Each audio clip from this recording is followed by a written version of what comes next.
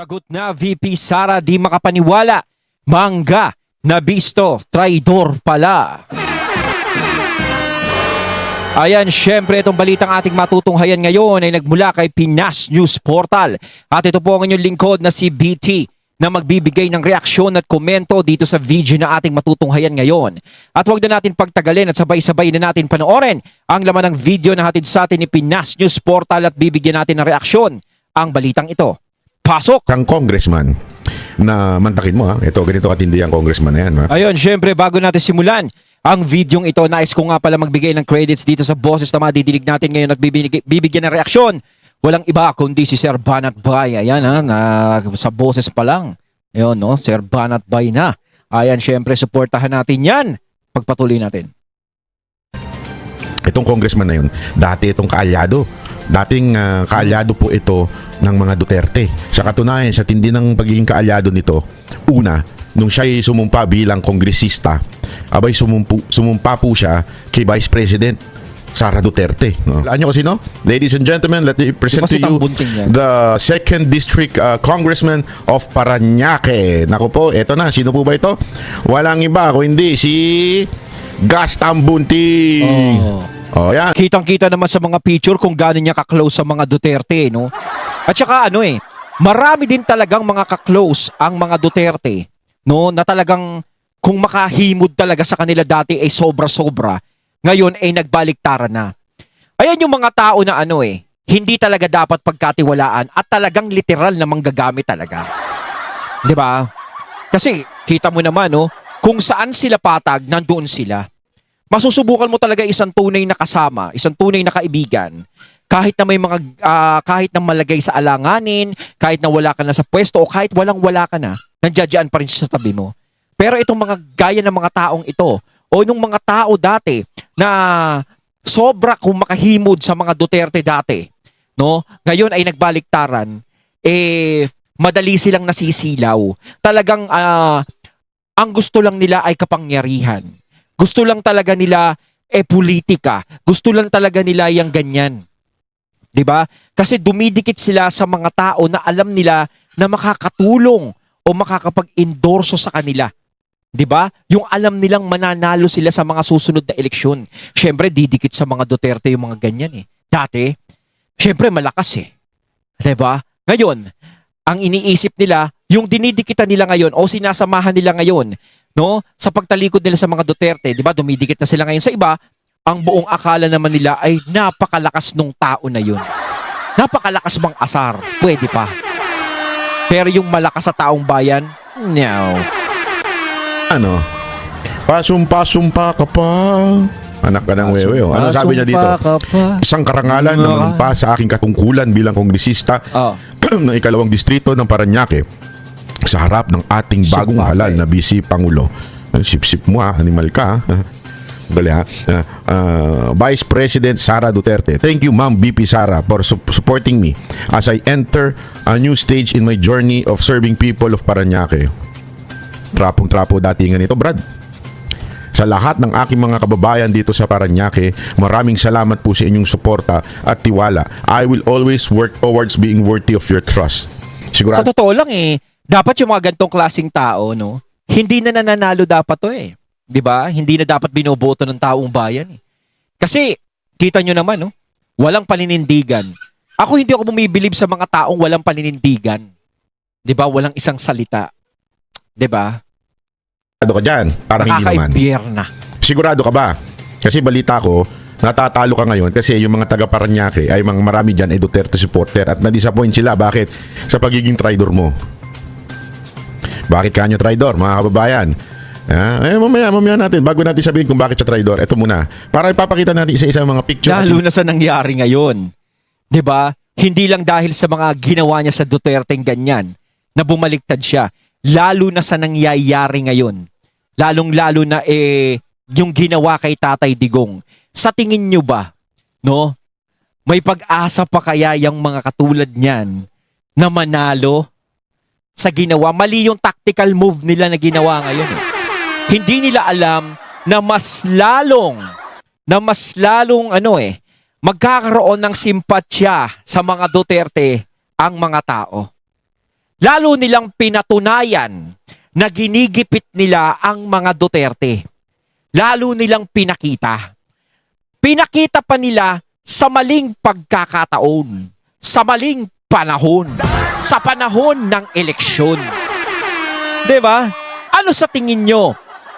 Kapag hinuli si PRRD, iisipin ng mga tao, hinuli na si Digong. Nakakatakot. Kailangan iboto natin ng mga nagpahuli kay Digong or what? Or yung mga di ba? Kailangan, eto na. Or eto.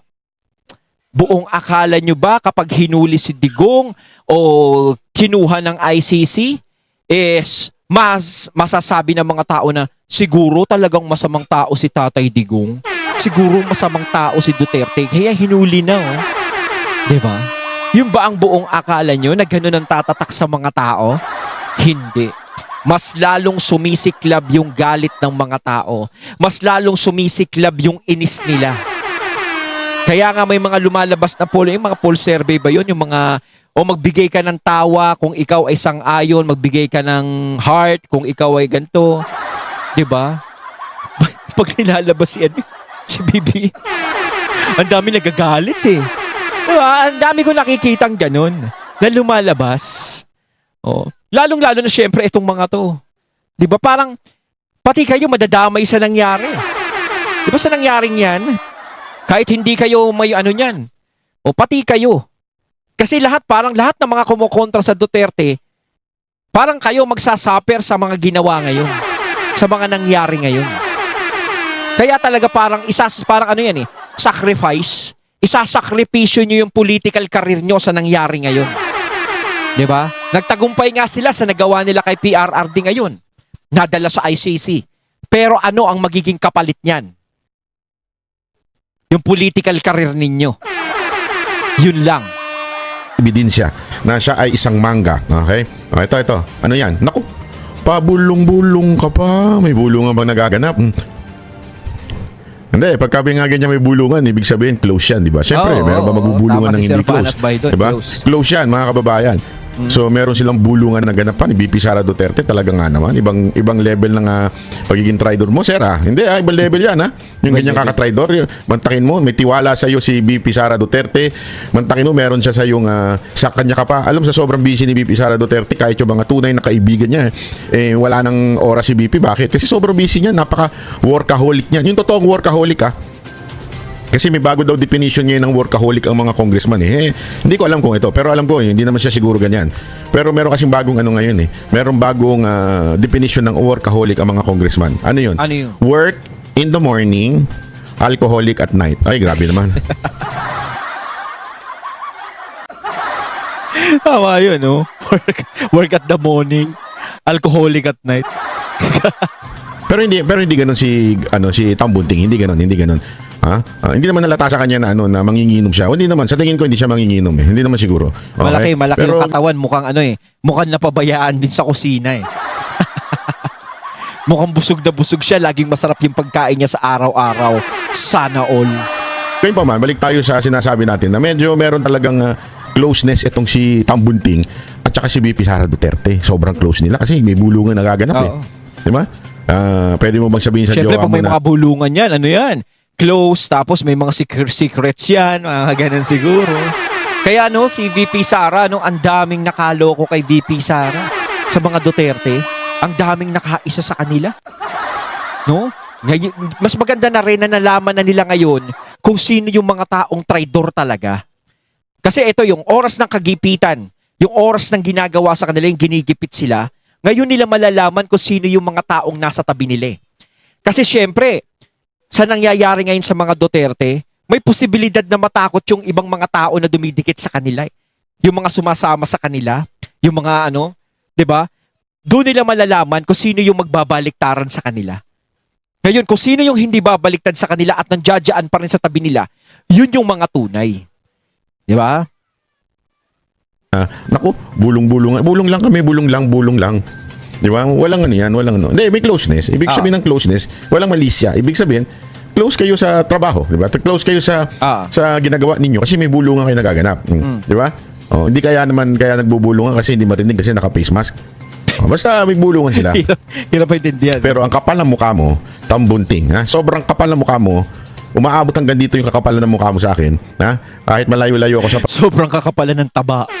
Paranaque. Kasi isa ka sa pumirma. Oh. Hindi, eto ha, mga makapal nga kababayan. mukha.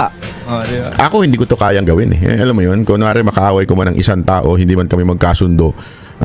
Pero dati kaming close, dati kaming magkaibigan. Somehow meron akong utang na loob kasi matakin mo ang talagang nag-preside ng iyong oath-taking yung vice presidente. Tapos mantakin mo, isa ka sa pumirma sa impeachment ni VP Sara Duterte. Yan talaga yung literal na traitor talaga. 'Di ba? Kaya nga sinasabi ko kanina, mas maganda yung nalalaman na ng mga Duterte kung sino talaga yung mga taong tunay na nasa tabi nila. Ngayon nila malalaman yan. Ngayon, kung sakasakaling ang mga Duterte ay makalusot sa mga nangyayari sa kanila ngayon, no? At sila ay magbalik sa panunungkulan, no, sa palasyo. Halimbawa, manalo si VP Sara bilang presidente. Alam na ni VP Sara kung sino yung mga taong dapat niyang pagkatiwalaan. 'Di ba? Kasi si VP Sara nadala na yan eh. Hindi na basta-basta magtitiwala sa mga tao yan eh. Minsan pa nga baka kahit close mo na eh, hindi pa rin siya magtitiwala na gaano dahil sa nangyari sa kanila ngayon. 'Di ba? Mas maganda na rin na ganun yung gawin ni VP Sara na huwag magbigay ng tiwala ng 100%. Kasi yun ang naging kahinaan ng mga Duterte noon eh. Nagbigay sila ng buong tiwala. 'Di ba? Gaya kay VP Sara. Inaya si VP Sara na tumakbong vice president. Nagtiwala siya na itutuloy yung ganito ni Tatay Digong kung ano yung nasimulan, hindi naman ginawa. Bagkos, sila pa yung nilagay sa alanganin. Sila pa yung ginanyan. Sila pa yung ginipit. Sila pa yung pinalabas na kontrabida. Sila pa yung sinira. 'Di ba? Kaya talagang nakakadala. Kaya hindi natin masisisi si VP Sara kung bakit hindi na siya nagtitiwala kahit kanino. Siguro may pinagkakatiwalaan siyang tao doon talaga sa taong since day one talaga is kasama talaga nila. Pero yung tiwala ng mga syempre, medyo gamay-gamay na yan. Grabe ang mo ha. Ang dapat dyan, alam mo, bumili ka ng bagoong. Bakit? So, taas kamay pag under ice. Laban! Yan ang kain mang inasal. sobra ka mang gagamit eh. Manggang-mangga ka oh. Sinulit-sulit mo, may bulungan pa. Hindi, baka sabihin ninyo ito pa, may papakita ko. Aside siya yung pumirma dyan sa impeachment, isa sa mga impeachment.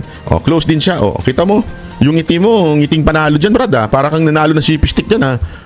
Diba yung ngiti mo, para talagang, Mr. President, close kami ng anak mo, ha, President. Mr. President, close kami, ha. Tingnan mo. Sino naman yung nasa baba? Naku po. Naku po, pareho ng Caracas. Ano po yan? Bakit ganyan yan? Ano yung pareho silang Caracas? Huwag niyo masamain yun. Wala akong ibig sabihin. Hindi physical yung sinasabi. Mukhang tomboy eh. Mukha siyang di ba? Tignan niyo makakatunay. Titigan niyo maigi. Hindi kong pareho ng Caracas. Ang sinasabi natin, pareho silang quote-unquote close sa mga Duterte. Di ba? Pati yung anak mo close sa mga Duterte pero natiis mong pirmahan ng impeachment ni VP Sara Duterte. Wala eh. Kung saan sila nakikinabang, dun sila eh. Siyempre, mas may napapakinabangan sila ngayon. Kaya yun ang sinusunod nila. 'Di ba? Yan yung nagpapatunay na hindi importante sa kanila ang pagkakaibigan. Ang importante sa kanila yung pangsariling kapakanan lang nila. Kung ganyan nga ang ginagawa nila sa mga Duterte o sa sarili nilang kaibigan na lang, yung mga taong bayan pa kaya is maasikaso nila, bigyan nila ng pansin, 'di ba? Kung ganyan ang mga ginagawa nila.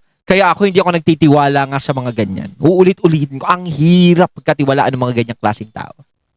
Ang level ng pagka-tridor mo, sir, ha? Hindi, walang biro. Napakatindi level up na level ng pagka-tridor mo. Hindi ko kaya yung ganyang ka-tridoran, di ba? I mean, kami, meron ako mga kaibigan, di ba? Siguro, magkikriticize kami sa isa't isa, magpupunahan kami sa isa't isa, mga vlogger. Pero hindi naman yung ganyang ka-tridor. Di ba? Na alam mong close mo tapos biglang pipirma ka para sa ikakatanggal ng isang tao, nag-aakusa ng walang ebidensya. Di ba? Ganun eh. Happy birthday po, President Rodrigo Roa Duterte. O kita mo na, naimbitahan ka pa sa birthday. Di ba? Pag ganyan-ganyan ka pa. That's not nice. Di ba? That is kapal ng mukha eh. not nice. Naku po, matindi ka. matindi ka atabs. Ikaw ay isa sa pinaka, sabihin na nating mangga, ha? Umanay ka na sa linya ni Senator Literal Amy. na mangga. Pareho kayo, di ba? Grabe, no? Ay. Oh. Eto pa. Eto, para naman sabihin ninyo, ganun ba? Ganun ang ibig sabihin? Kanina nga napanood ko, no? Speaking of Senator Amy, napanood ko. Sabi ni Senator Amy, nagulat daw siya sa mga nangyari. Hindi niya alam naman ganun ang mangyayari. Parang ako naman, napagtanong ako sa sarili ko, hindi mo alam yung mangyayari ngayon. Siyempre, unang-una, siyempre, kapatid mo naman si BBM. Imposible namang hindi mo alam yung nangyari o magugulat ka pa sa nangyayari. Diba? Parang kayo mga katunay, naniniwala ba kayo? Pasensya na, Madam Amy, no? Pero, medyo yung sinabi mong nakakagulat, parang di ka makapaniwala. Para kasing medyo, ang hirap paniwalaan eh. Kasi parang imposible namang hindi mo siya malaman na ganun talaga o na pinayagan ni BBM ang ICC na mag-ano ng warrant kay PRRD. Diba? Siyempre malalaman mo yan, utol mo yan eh. Ibig sabihin, utol ka. Hindi mo alam yung mangyayari. Ibig sabihin, walang tiwala sa'yo, ultimo kapatid mo. Di ba? Parang ganun ba yung nangyayari o pinapalabas? Kaya hindi mo alam. Di ba? Kayo mga katunay, ano masasabi nyo doon? Inon? Eto pa. Ha? Antindi. Bakit? Ayan. Hulaan nyo. Ano nakasulat dyan? Ano nakasulat dyan? Sa bawat araw maging matatag at maayos ang gawin ng bawat kawani ng DepEd. Yan ang sabi ng boss ko. Naku po, mantakin mo. Mantakin mo. Na-appoint po yung asawa, si Joy Tambunting. With USEC, Secretary Staff. With USEC, Chief of Staff ng siya po ay DepEd Central Office Manager. Mantakin mo, ha? Ikaw ay DepEd Central Office Manager. Ginawa ka Central Office Manager ng ating Vice President. Mantakin mo yan, no? Ayun, nakasulat dyan sa baba. Close na close, di ba? Asawa mo close, ikaw close. Tapos pipirma ka para matanggal. Di wow! Hindi nahihiya niyan, sir. Mr. Tambunting, hindi ko kayo nahihiya. Ang tindi ng pagiging traitor nyo kay VP Sara Duterte, ha? Di ba? Pagiging manggagamit ninyo. Talagang... Mga madaling masilaw to sa ginto sa kinang. Di ba? Talagang ito yung nagpapatunay nga. Sinasabi ko nga kanina, hindi importante sa kanilang pagkakaibigan. Ang importante ay pang sariling kapakanan lamang. Kontakin mo, ha? Hinire pa ni VP Sara Duterte sa kanyang departamento yung asawa ni Gas Tambunting, Congressman Gas Tambunting. Hindi lang ikaw ang may utang na loob, Congressman. Pati yung asawa mo may utang na loob. Pero ang lupit mo, pumirma ka sa impeachment ni VP Sara Duterte. Alam mo, ibang level yung ginagawa mo talaga. Ibang level yan. As in, ibang level yung ganyang klaseng panggagamit mo. Di ba? Matindi yan eh. Ito pa. Papakita pa natin. Ayan. Ayan. Isipin mo, may paganyan-ganyan pa. Wait lang. Basahin natin, ha? When I first joined DepEd in June of 2022. Holy Mass was celebrated once a month in the central office on the request of our VP and Secretary Sara Duterte. Ano VP and Secretary Sara Duterte? Okay. Tama. We instead had it every week, and she says it's all about the well-being of our co-employees. Upliftment of their spirits better on a weekly mass opportunity. Our first mass this year. Happy New Year to everyone. Di ba? Puring-puri ka pa sa ginawa ni VP Sara Duterte na nagpapamisa every week. Di ba?